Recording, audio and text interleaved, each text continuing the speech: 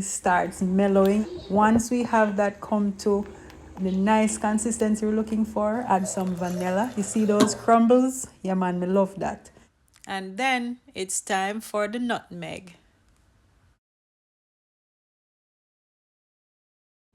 Guys, I'm gonna let this simmer for about 3 minutes on low heat, and then we're going to sweeten it with some sweetened condensed milk and sugar. I want some color and attitude to this porridge, and the brown sugar is just gonna do the job perfectly. Guys, right now I'm gonna bring this porridge to another level by making a little dynamite concoction, I call it. And to make that, I'm using cookie and cream, whey protein, and some matcha.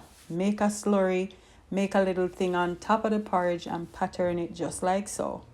Guys, protein and protein, dynamite. This was extraordinarily delicious. I hope you enjoy.